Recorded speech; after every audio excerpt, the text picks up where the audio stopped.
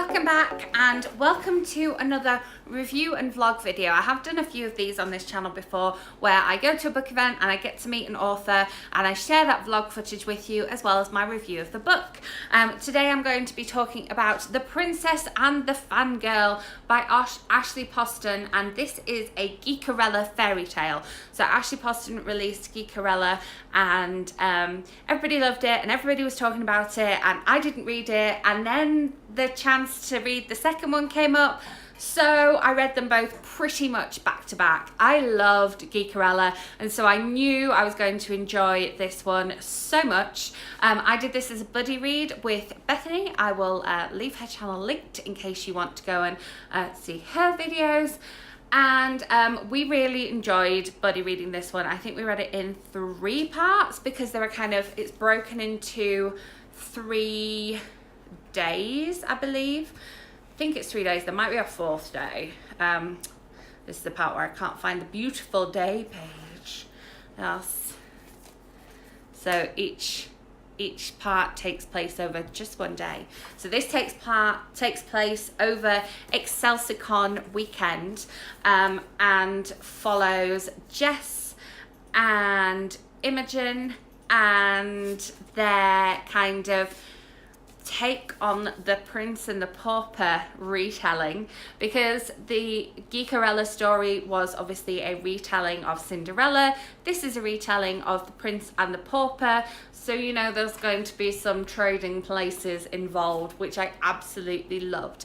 It was so wonderful to be back in the world of ExcelsiCon. Some of the characters from Geekeralla do make cameos and they are talked about. Their future is talked about as well. So we get to know a little bit more about those characters. So if you read and loved Geekeralla, you will enjoy seeing the characters in this one. I loved these 2 characters and I loved spending time with them. Jess comes off initially as a bit of a brat. She is a celebrity, she is an actress, but when we get to know her, we see that there are reasons behind the way she behaves. And I really enjoyed getting to know her, although the teacher / responsible adult in me worried about her a little bit. I would like to sit down and have a chat with her about social media, but that's that. And then Imogen is just fabulous. She really thinks that she knows herself, but over this weekend she discovers that she doesn't know everything about herself, and maybe she needs to be a little more open-minded in some ways. Some of the side characters in this one are just fabulous.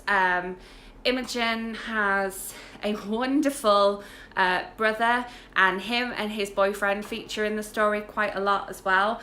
And they are just really funny and have their own fandoms that they are really passionate about, because the other thing about this is we're at ExcelsiCon, we're at a Comic-Con.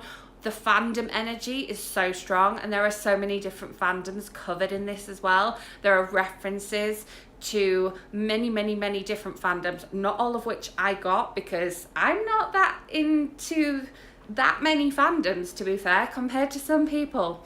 So I obviously didn't pick up on lots of them. Bethany, when we were chatting about it, picked up on a few more than I did, so that was really cool. And then there's some romance. And it's just the sweetest kind of romance with some misunderstandings and some hidden feelings and just cute. It was so cute. I was just so here for the romance. Every time I would chat with Bethany about it, I'd be like, so do you think she's gonna tell them? Do you think they're gonna kiss? What do you think's gonna happen? What's going on with this person and this relationship? And I just love that. So this is such a feel-good read. There are some moments that really made me laugh. There are some really clever moments, and then there's the romance as well. You don't have to have read Geekeralla to enjoy this one. It would read perfectly well as a standalone. I do recommend that if you are going to read Geekeralla, you read that one first, because otherwise there will be spoilers in here. And just me personally, I would recommend reading Geekeralla as well. I did it on audiobook and I do recommend it, so there you go. I will now leave you to see some of the footage of when I went to Tattered Cover and listened to the lovely Ashley Poston being interviewed, and got her to sign my finished copy of the book in gorgeous silver pen, and she even did a Save Amara as well, which you will understand if you have read the book. Once you have read the book. I will also leave by links to the book in the description box below, as always. But yes, watch the interview and then I will be back with you. When did you discover what fanfic was, and how did you figure out, like, oh, this is what I want to start writing and trying to play with a little bit? Oh boy. It was the year of our Lord, 2003.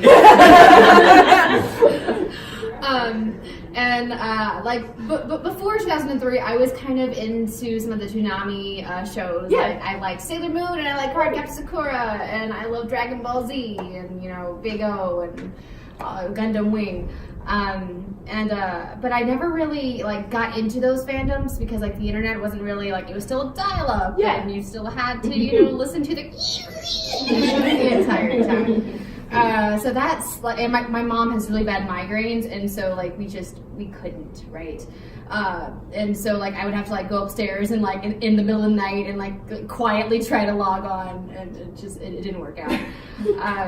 So in 2003, this show premiered on the Kids WB about children's card games. Okay. It was called Yu-Gi-Oh! And I got super invested into it. I was 13 years old. I was like, oh, this is so cool. It's a dude with weird hair, and he's fighting battles with cards. Of course. Sure, why not? So I got really invested, and I was like, man, there has to be other people who like this besides the snot-nosed boys that are playing the game up at Books A Million who won't let me join. Yeah. Because buttheads. Oh, they were complete buttheads. They're like, oh, you're a girl, and I was like, yeah, and. But I'm so glad it's that's not the era anymore. Yeah. It's just but so I went online and I went to the heartofthecards.com. Yes. Okay. Right, Keep going. And you can't go there anymore because it's now succumbed to the dark web. I know. But I went on the message boards and I found people like me who love this show and who who would take screenshots of the episodes airing in Japan because you couldn't actually pirate it yet. So you had to take a lot of screenshots and put in a Rolodex so you could slowly go through them. And so I found fanfic through that. I found, because people started role playing on the message boards, and then people linked to this place called fanfic.net, and I was like, what is this? And then I started reading about a lot of things I probably shouldn't have at the ripe age of 13. Yes. And my world just exploded, and I was like, oh my gosh, I can do this too, and I really wanted to. So I sat down and I wrote my first fanfic, and it was real bad. I had Mary Sue in it who went to that world and who had to come back, and it was really, really, really terrible, but I still love it. And it's still floating somewhere on the internet. How did how did those early days of fanfic and then obviously developing your writing style develop into the idea of Geekeralla? When did you decide, hey, there needs to be a book in this world about fandoms and about geeks and nerd culture that, isn't like any other YA book that I've read in terms of really celebrating that culture, and how did that translate for you? So that was I had previously written 2 ebooks. Okay. And then my editor for Geekeralla, Blair, she actually contacted me, and I was slowly but surely trying to write a fandom book because Fangirl had just come out. Right. And I was like, oh my gosh, is this a thing that I can do? Is this an avenue that I can actually take? And so I was trying to write about it, and then my editor, and then Blair came to me. She was like, "Hey, you're kind of geeky, and we're looking for someone to write this novel for us, and it's basically Cinderella at a Comic-Con." And I was like, "You don't say." So she gave me that prompt, but then she was like, go for it, just write something. And so I was like, well, I'll create a new TV show, and I'll create a Comic-Con, and I'll put all my experiences and me growing up as a Trekkie, and I'll translate it Starfield, because up until then I really hadn't read many books about like being unironically enthusiastic about something. Right. And I think that's really powerful, because like when you're a teen, you are always told that like, oh, you have to stop liking this silly stuff and you have to grow up. But like growing up doesn't mean you have to grow out of what you love. Right. So I really wanted to like explore that, and I wanted to like explore the topics of fake geek girls, and how there's no such thing, and like stuff like that. And yeah, so that's how Geekeralla came about. And then I was really happy to be able to like explore like fandom more in The Princess and the Fangirl. So yeah, that was my next question. Was then, so you had this challenge that was issued by your editor to take it, and then you obviously did it so well and were able to take something, because don't get me wrong, I love Fangirl, but something about being there in the con and, like you said, being unironically enthusiastic and meeting others who you're not just hidden behind a screen, but really getting to cosplay with people and meet other nerds in person, you really were able to capture that. So how did it feel getting to expand and delve into another year of Excelsicon into this fake TV show you created? You got to expand upon it, and I was even really excited, like, oh, there's a twist, and like, oh, there's a new bad guy, and this TV show's not real, but it is, right? But it is. And so, how did that feel, getting to kind of expand in your own nerdy world you created there with this one? Well, okay, so caveat, so in Geekeralla, before I even started writing, I ended up planning out all 54 episodes. You did? I did. That's the coolest thing. I was like, if I'm going to create a fandom, I'm going to do everything. I'm going to do like the groundwork, and then I'm going to dive into it. Okay, cool. So that's kind of how that came about. Like I created the episodes. I created I put names to everyone. I also like created the shipping names. So like all the shipping names you hear in Princess, I made before Geekeralla. Nice. That's one of my favorite conversations, when she's like, it sounds like an Italian dish. Yeah. Carbonara. Yes. I was like, what's a good combination of carbonara and amara? And I was like, I don't know, carbonara. And fun story, like I love like how different fandoms like mesh couple names together in different ways. Like some just have the slash, some like put like item names to it. Like in Yu-Gi-Oh, it's like puzzle shipping or ring shipping or like rod shipping, and in like others it's like like Dariel, or it's like combining names like together. Hermione. Yeah, Hermione, or like Drary. Yes. So and I chose to go in like that. Like that avenue, because that's something that like people are more familiar with, I guess. Yeah. Or it's at least a little recognizable. Exactly. And so when I was in Geekeralla, Elle only got to go to the con for like one day. Right. And it was like for like the Saturday, the biggest day, right? And so I was so happy to be able to explore like all 4 days at the con in Princess, because like if you go to a con, different things happen every single day. And like things happen in the middle of the night, or they happen like between opening and closing hours. So I really wanted to explore that now, and I also wanted to have a character who just didn't read keep out signs, because that's also me. I also like, if there's not a sign on a door, I'm going through it. Or my other favorite is when she totally tricks one of the I think Jess does this, when she totally tricks one of the volunteers to leave her station because someone's sick, and like she just walks through a curtain. I was like, that volunteer should not leave their station. I actually saw that happen in real life, which is why I put it in there. Oh my gosh. I was like, wait, what? Okay, sure, Yeah, sure, anybody can go now backstage. Yeah, now it's fine. But yeah, like with Imogen, at one point, I'm not going to spoil it, but like she just goes into a place where she technically isn't supposed to be, but there are really no signs. No. So like, why not? If there's no signs, you can't not go in there. Yeah. And like that's basically how I found out there was a secret tunnel under San Diego Comic-Con. What? Because you went through a door that you probably shouldn't have. Yeah, I shouldn't have, but there was no security there, so I was like, you're fine. Yeah. So I like. I was actually searching for the bathroom. I'm not even joking. I was searching for a bathroom, and I didn't want to stand in that long line on the floor. And I was like, there has to be a hidden bathroom somewhere. So I went through these doors and I was like, oh, there are stairs leading down into the bowels of hell. Let's go. Done. So I went down. It turns out there is a tunnel that goes from one side of the convention hall to the other that actors use to go from like Hall H to their signing, and so they don't have to go through the showroom floor. Yeah. And like when I was there was a really chill guy in like a golf cart, just like, hey, you want to go to the other side? And I was like, yeah, sure. Turned my badge the other way. Okay, awesome. That's great. Tips and tricks from Ashley to go to cons. Go through doors with no signs.